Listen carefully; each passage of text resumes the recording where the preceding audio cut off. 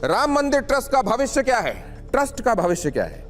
अब ये जो ट्रस्ट बनाया गया, सुप्रीम कोर्ट के कहने के बाद केंद्र सरकार ने ये ट्रस्ट बनाया, लेकिन इसकी ट्रस्ट डीड क्या कहती है? जो पदाधिकारी हैं वो कब तक बने रहेंगे? इनका फिर से चुनाव होगा कि नहीं होगा? इस बारे में आलोक जी से हमने बात की थी। आलोक कुमार जी वीएचपी के ट्रस्ट डीड के संदर्भ में क्या कहते हैं, वो उन्होंने क्या बताया? राम मंदिर ट्रस्ट का भविष्य का विवाद के बाद ट्रस्ट के ढांचे में बदलाव संभव है, नए पदाधिकारियों की नियुक्ति हो सकती है, ऐसा बताया जा रहा है। दक्षिण के मंदिरों की तरह सीईओ की नियुक्ति भी संभव है। दान लेखा जोखा पारदर्शी बनाने की कोशिश आने वाले दिनों में होगी। ऑडिट व्यवस्था और मजबूत हो सकती है, ऐसा सोर्सेज बता रहे हैं। कानूनी और प्रशासनिक जवाबदेही बढ़ेगी। अगर वो बाइट हम निकाल सकें, जो आलोक कुमार जी की बाइट है, वो जरूर दिखाइए। खबरें हैं कि आगे चलकर मंदिर ट्रस्ट में एक सीईओ नियुक्त किया जा सकता है ताकि प्रोफेशनल व्यवस्था हो सके। लेकिन साधु संतों में इस सुझाव पर आक्रोश देखा जा रहा है। वो ये कह रहे हैं मंदिर व्यवस्था तो साधु संतों के पास ही होनी चाहिए।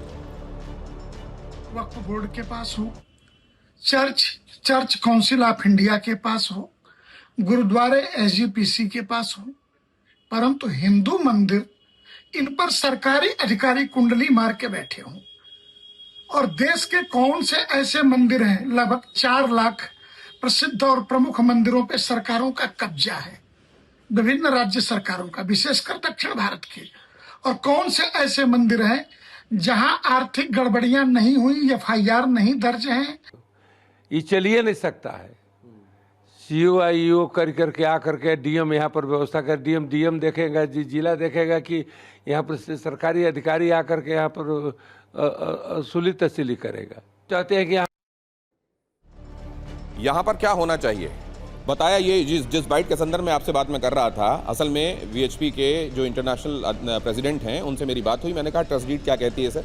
तो उन्होंने कहा जहाँ तक मेरी जानकारी है, और मुझे लगता है ये सही जानकारी है मेरे पास, कि वो लोग जो अभी ट्रस्ट के पदाधिकारी हैं वो आजीवन रहेंगे।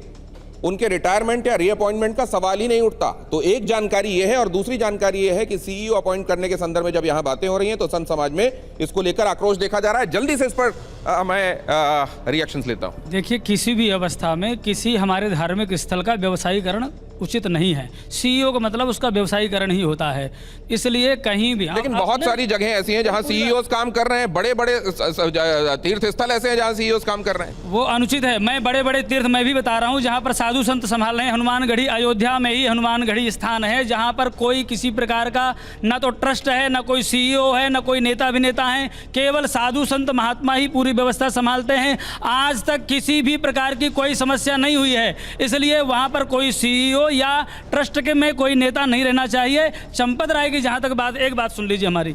आप कह रहे थे बार बार कि चंपत राय का इस्तीफा ट्रस्ट की मीटिंग क्यों नहीं हुई? अरे ट्रस्ट में है कौन?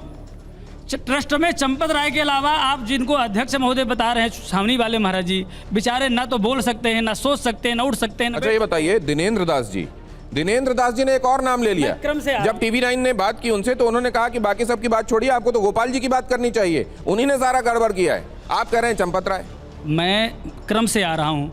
छावनी वाले महाराज जी की स्थिति बता दी, यही स्थिति परमानंद गिरी जी की है, यही स्थिति उड़पी वाले महाराज। आप ये कह रहे हैं चंपत राय के आगे कोई कुछ नहीं है? चंपत राय के आगे कोई कुछ नहीं है। गोपाल राव, अनिल मिश्रा और चंपत राय, ये तीन जो है ना, ये चोर हैं। और इन सीबीआई जांच में बार बार कह रहा हूँ, आपने ML शर्मा जी ने भी कहा सीबीआई जांच होगी तो ये सारा दूध का दूध पानी का पानी। चंपत राय के आगे किसी की नहीं चलती थी, बाकी सब हैं लेकिन नाम के हैं।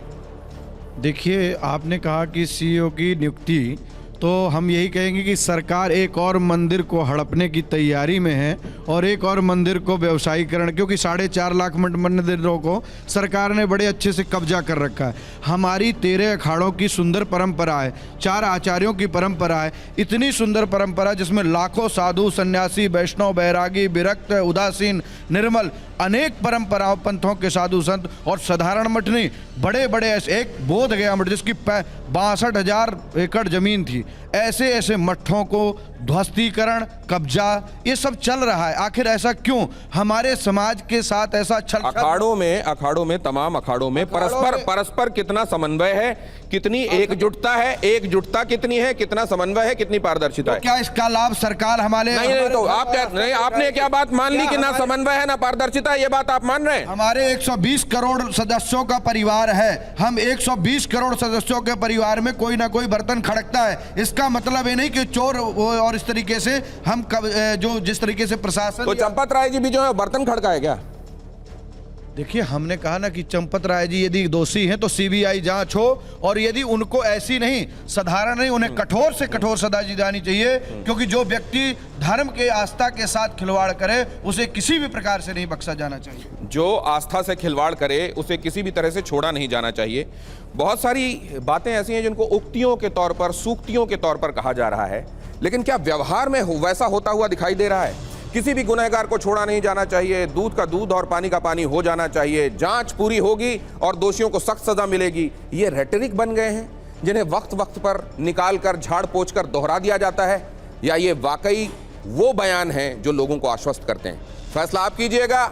ये आज दान पात्र स्वयं अपने मर्म के आहत हो जाने के बाद अपने सवाल लेकर आपके सामने आया। विशेषज्ञों ने उसके जवाब दिए। किनके जवाब मिल गए, क्या अनुत्तरित है, और जो अनुत्तरित है वो क्यों अनुत्तरित है, ये फैसला आप कीजिए।